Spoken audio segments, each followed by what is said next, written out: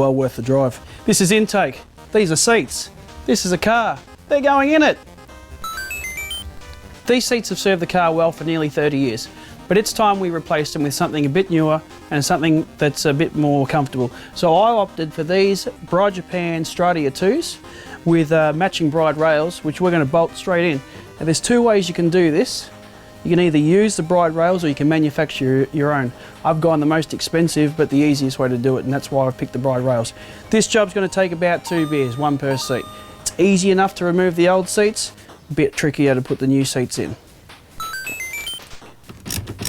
So there's 4 bolts to remove in each of the seats. There's 2 at the front, 2 at the back. You'll need a 14mm socket on a noisy ratchet. And just remember that lefty's loosey and righty's tighty. If need be, just remove the floor mats, but I'm not doing that. I'm just going to move them to the side. It's finger tight. I should be able to just sort of remove that. So there's the 2 front ones out. Now I've left the electric plug for the seat in so I can move it forward. Love that noise. I'm going to miss it. Miss it when it's gone. I'm not going to miss it that much. And once the seat's forward, we can get to the back 2 nuts. They're easy enough to undo, the same 14mm socket.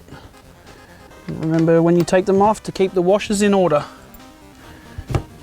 Now that all 4 bolts are out of the seat, we're just about ready to lift it up. We're just going to tilt it back, find the wiring harness, get the fuck out of there, you bastard. Right, and then it's ready to come out. The advantage of having a target top is, oh, straight out the top. So it appears that every day is like treasure hunting in this car. We've got some coins, some more yens. This car keeps getting cheaper and cheaper. And the passenger sides are lather, rinse and repeat. Always repeat. Oh, this one's stuck in there and through the top. And that looks like it's been there for 1,000 years. Clean out the coins on this side. The magazine from Japan in the 90s. And some fucking wires that go to nowhere. What the fuck is with this car? If you know what this is from, let me know in the comments below. So whilst the car's empty, it's always a good idea to give it a vacuum. We've got the shop vac here. We'll take all the rat shit out, the penicillin from the year 1993, and any remnants of that leftover bird's nest that we had inside of the AC unit.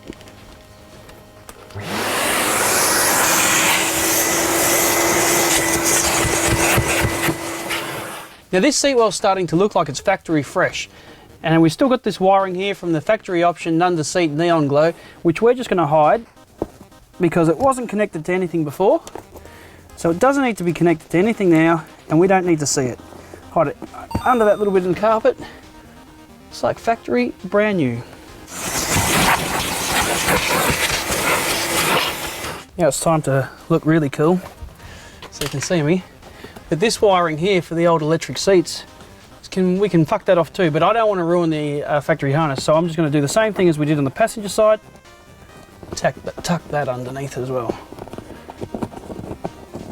Beautiful. Right, so now we have our 2 seats side by side, the old one and the new one. These are going to be both the driver's side, so we've got a driver's side seat rail there as well from my good friend Takayuki Suzuki. Thank you, Suzuki-san. Arigatou gozaimasu. The original seats, you can see, are a bit worse for wear, and they're considerably smaller than the newer Bride seats because they're made for my big fat Australian ass.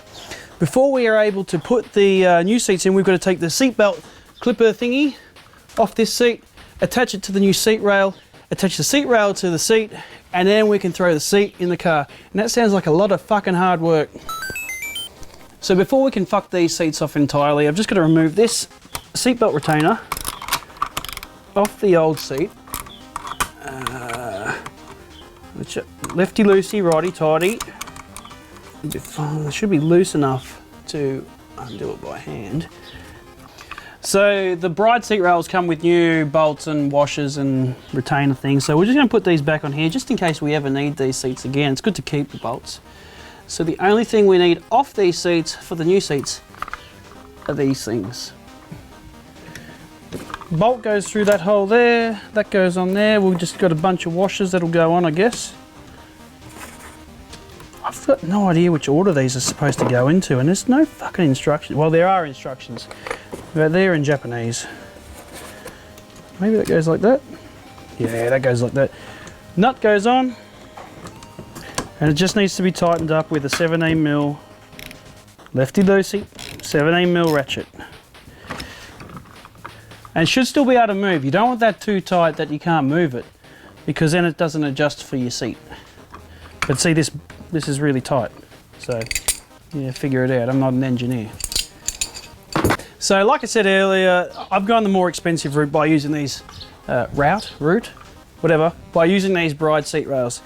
But the best thing about them is someone's made them. They're engineered. They're safer. They're stronger. They use the original bolt holes. You don't have to fuck around with drills and using other bolts and bits and pieces. They just bolt straight onto this, straight into the car, and they're probably legal depending where you are. Unless you live in Australia, because here they're going to see this car and just say, bend over, you're fucked. So either way, I'm probably not going to have much luck with the coppers anyway. And on that note,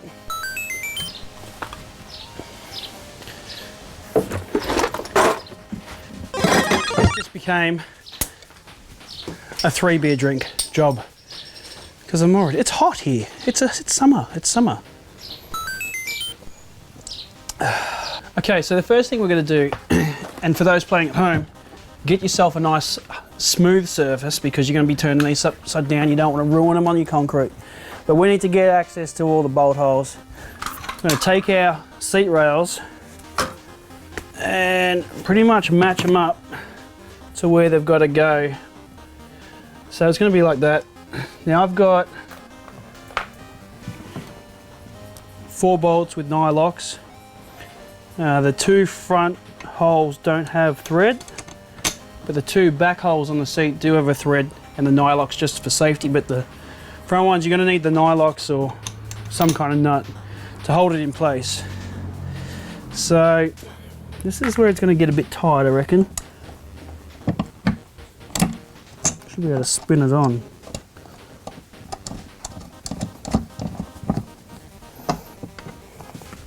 And I'm not doing them up tight yet either, because you might have to twist it and just move it about a bit to get the other bolts on.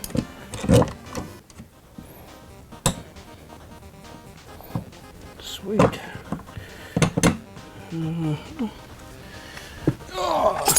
13mm spanner and a hex key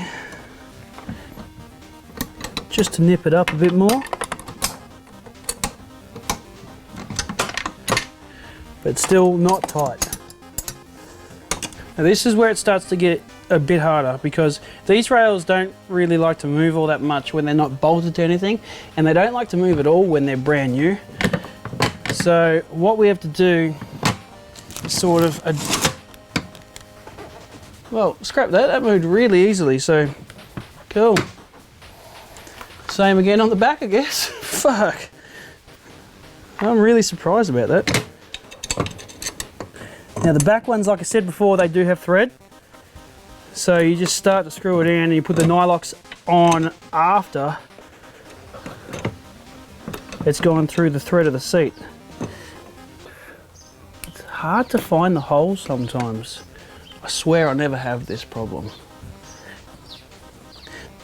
Now see how this is tilted up?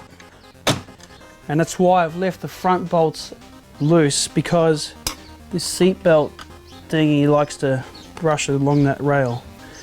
I swear I haven't done this before. Like anything, do it up evenly so it doesn't twist the rails. So one of these nuts is apparently a little bit hard to get on, so I'm going to have to use some needle nose pliers, kind of get it on in the right angle, grab a hex key. You like to call them hex keys or Allen keys? I don't care what you call them, I'm going to call it a hex key. Try and do it up while holding the nut. Or, no.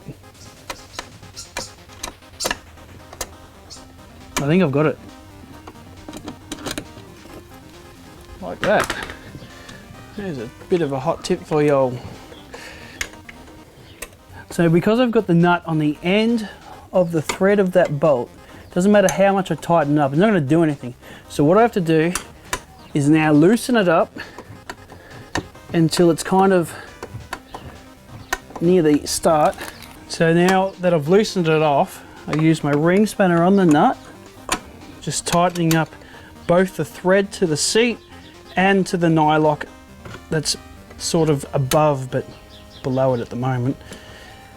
And then as it starts to get tight, you've sort of got to, you know, back it off until the nylock stops spinning, and that means that's up against the seat, and then you can tighten it again. And then the bolt's tight to the thread, the bolt's tight to the nylock, and you will be tightly bolted to your car.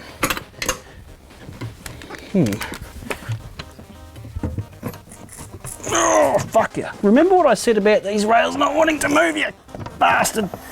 Oh, fuck. Okay. We're halfway through the first seat.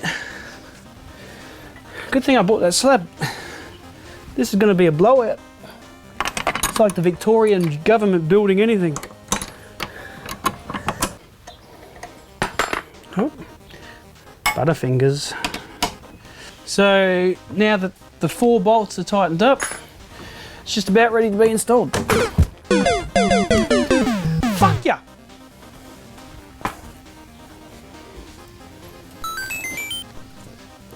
Oh, that was good while it lasted. Installation of the new seats is going to be just as easy as pissing the old seats off was. We're going to lift them into the car. We're going to use the 2 bolts and 2 nuts per side and our 14mm sockets, and that's pretty much as easy as it's going to be.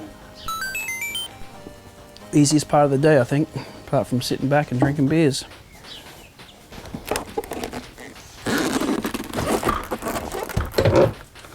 Alright, so we've got our bolt holes lined up with the bolts in the floor pan. So we're just going to put the factory washers and nuts into place. I'm going to tighten those up, not too tight because we still might have to move the seat for the front. Now, this is where it could be hard because we need to slide the seat back, without tipping it back, to get access to those front bolt holes, which I can see. Got the 2 factory bolts with the factory washers on there. It's coming down a bit.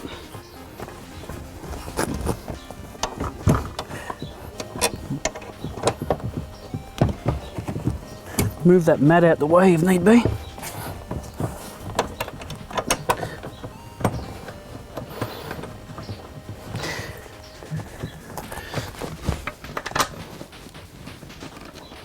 And once it's in finger tight,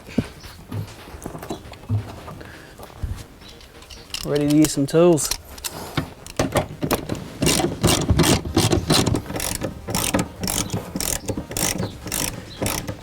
We'll tilt the seat forward and use a fairly small ratchet to get to the back. The new seat base is heaps bigger than the factory seat base, so I can't actually see the factory nuts under there.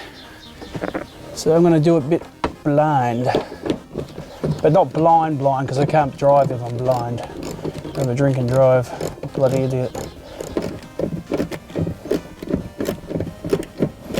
And just make sure that last nut's tightened up real tight because you don't want to go flying out of the car. And that is the driver's seat installed.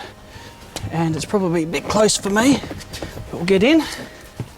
Oh, Jesus Christ!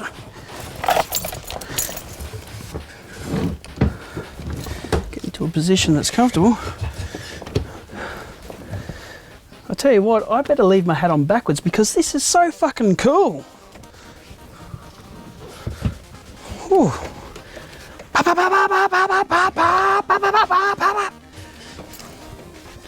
really like this. Better put one in the passenger side. And as always, the passenger side is lather, rinse and repeat. Injecto-cedo, cuz. Oh, fuck yeah. With the driver's seat, we had the luxury of being able to do the back bolts first, or the nuts on the back first that held it in place. Now, because we've got the passenger seat adjusted the other way, I don't really have that luxury, and I don't know if those back rails are lined up, but we'll find out.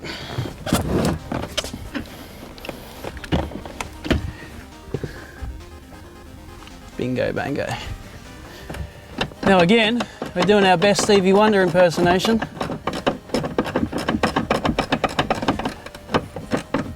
It's working blind for those out there who are a little bit slow. Backs are done up. Now you fucker. Good thing this has got target top. Slide that back. The other ratchet. And we're ready to do this up nice and taut.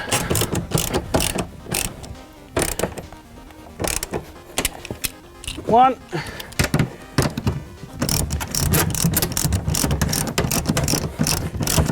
Two.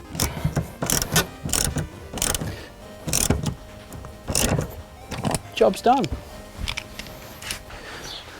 And just like that, we've installed a new pair of Bride Stradia II bucket seats into our Nissan 300ZX. It looks fucking awesome.